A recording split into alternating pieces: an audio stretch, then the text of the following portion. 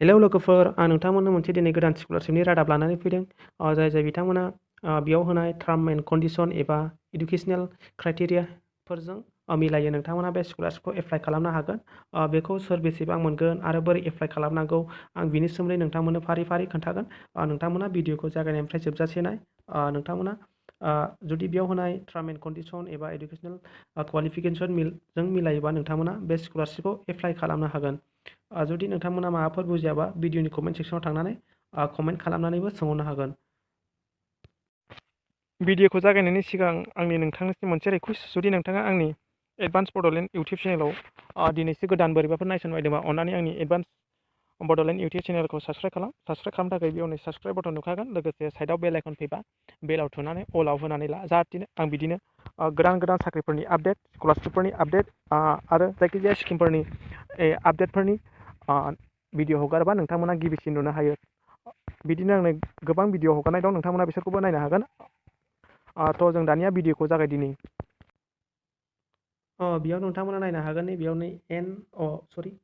ONGC Foundation Scholarship 2019-24 General OBC and AC and ST Student Apply Online होनाय दं। बे स्कलारशिपखौ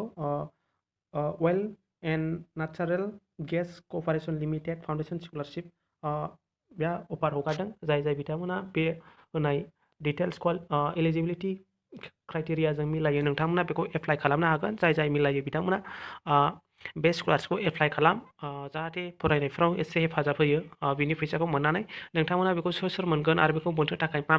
qualification नांगौ, आं बिनि सोमोन्दै नोंथांमोननो भिडिअनि गेजेरजों फारि फारि खोन्थागोन। नोंथांमोना भिडिअखौ नायलांबाय थाबानो जाबाय। बेयावनो नोंथांमोना नुदों ONGC Foundation Scholarship Scheme for Student is an executive scholarship opportunity for students belonging to economically backward general category, OBC category, AC, ST category who are studying in the first year of engineering, MBBS, MBA and master in geophysics and geology program। बेयाव जाय बिथांमोना first इयाराव फरायदों, नै first year of होनदों engineering खालामगासिनो दं, first इयाराव इन्जिनियारिं आरो MBBS आरो MBA आरो जाय बिथांमोना मास्टार डिग्रि खालामगासिनो दं जिअ'फिजिक्स आरो जुल'जियाव मास्टार डिग्रि खालामगासिनो दं, बिथांमोना बेखौ एप्लाइ खालामनो हागोन। नोंथांमोना सोर बेसेबां मोनगोन बिनि सोमोन्दै एसे बेयाव नायनो हागोन। बेयाव नै बे स्कलारशिपनि मेन थांखियानो जादों, दा नैबेयाव नायदों, the aim of this scholarship is provide financial support to meritorious student belonging to the section of society select. बेयाव नै selected student will be receive a amount of 48,000 is on annual basis of enable them to complete their education. जाय बिथांमोना select जागोन बिथांमोनहा 48,000सिम मोनगोन। बेयाव नै सोर बेसेबांथा ST एबा नैबेयाव नै NOGS foundation scholarship for economic welfare general category, बेयाव नै 2000, बेयाव नं अफ बेनिफिसारि, बेयाव 500 जन मोननो हागोन बेखौ जेनेरेल केटेगरिनियाव। आरो नै बेयाव होनाय दं NOGS, बेयाव नै OBC स्टुडेन्टफोरनि थाखाय बेयावबो 500 दं, 500 जन मोननो हागोन OBC स्टुडेन्टफ्रा। आरो नै बेयाव ST आरो AC फोरनि थाखाय 1000 बिथांमोना 1000 जन स्टुडेन्टआ मोनगोन आरोखि ना बे 48,000खौ। नोंथांमोना नै बेयाव नायनो हागोन इडुकेसनेल क्वालिफिकेसन होनाय दं, जेन'बा बेखौ सोर एप्लाइ खालामनो हागोन बेनि सोमोन्दै। Candidate should be student of first year of graduate कर्सनि, बियो फार्स्ट इयाराव फरायनाय जानांगोन, इन्जिनियारिं एबा MBBS कर्सआव फरायनाय जानांगोन। आरो फार्स्ट इयार अफ होनाय दं नै मास्टार डिग्रि, जाय बिथांमोना दा मास्टार डिग्रि खालामगासिनो दं, बिथांमोना जेन'बा जुल'जि आरो जिअ'फिजिक्स और MBAआव मास्टार डिग्रि खालामगासिनो दं, बिथांमोनहा बे स्कलारशिपखौ एप्लाइ खालामनो हागोन। बेयावनो होनाय दं, दा scholarship shall be admissible only for pursuing full time regular course by AITC MCI UGC association of Indian universities, state education board, state government, central government. बे जाय स्टुडेन्टआ बे एफिलिएटेड, बे जेन'बा UGCनि आन्दाराव एबा AICTAनि आन्दाराव एबा इन्डियान स्टेट इउनिभार्सिटि, बेयाव रेकगनाइज जानांगोन बिसिनि स्कुल एबा इउनिभार्सिटिया। आरो बेयावनो होनाय दं बेसेबां बैसोसिम जानांगोन, 30 इयार्सनि गाहायाव जानाय जानांगोन, अब्लासो बेखौ नोंथांमोना एप्लाइ खालामनो हागोन। आरो बेयावनो मा डकुमेन्ट्स नांगौ बेखौ एप्लाइ खालामनो थाखाय नोंथांमोना बेयाव नायनो हागोन documents required to submitted by the applicant होननाय दं certified by of caste certificate in Hindi in English बेयाव नोंथांमोना हिन्दी एबा इंलिशजों नोंनि सार्टिफिकेटआव लिरनाय थानाय कास्ट सार्टिफिकेट नांगौ नोंथांनि कास्टनि प्रुफ हिसाबै कास्ट सार्टिफिकेट बिनि उनाव copy of date of birth certificate date of birth certificate नांगौ जुदि डेट अफ बार्थ सार्टिफिकेट गैयाबा नोंथाङा क्लास 10 नि मार्कशीटखौ एस प्रुफ हिसाबै होबाबो जागोन बिनि उनाव copy of class 12 marksheet in case of engineering MBBS student class 12 नि जाय बिथांमोना दासान्दि MBBS एबा इन्जिनियारिं डिग्री ग्रेजुएट फार्स्ट इयाराव फरायगासिनो दं बिथांमोना 12 नि मार्कशीट नाम्बारखौ होनांगोन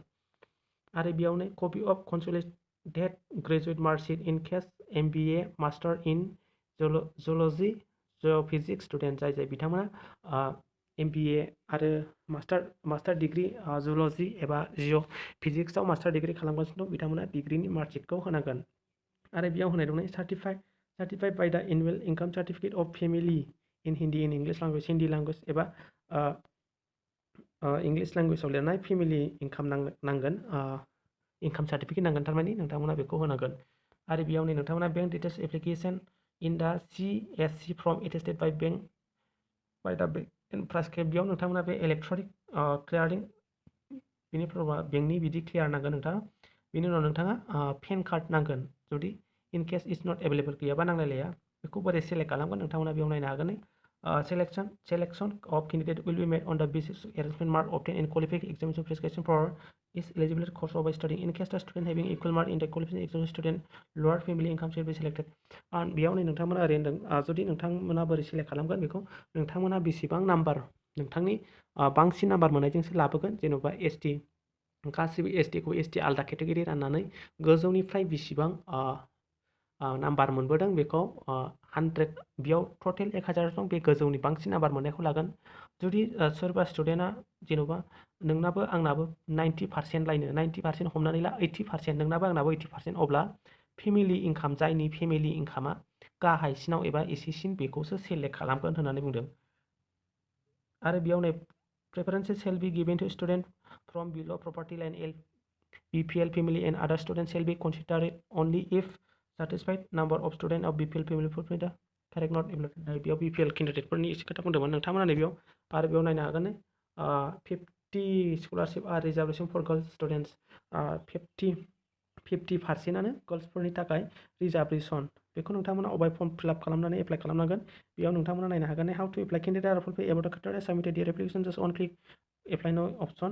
बेयाव नोंथांमोना नैबे वेबसाइटआव एप्लाइ खालामनो हागोन बे स्कलारशिपखौ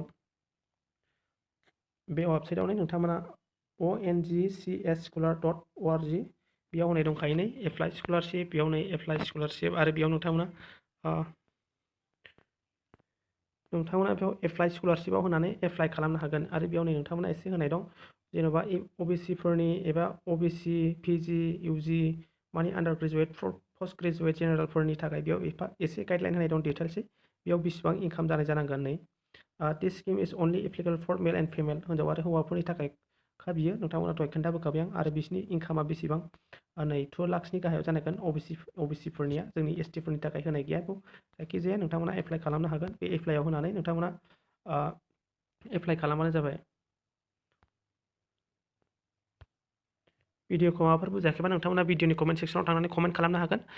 दिनैनि भिडिअ एसेनोसै थेंक इउ नेक्स्ट भिडिअ नोंथांमोनखौ लोगो मोनफिनबावगोन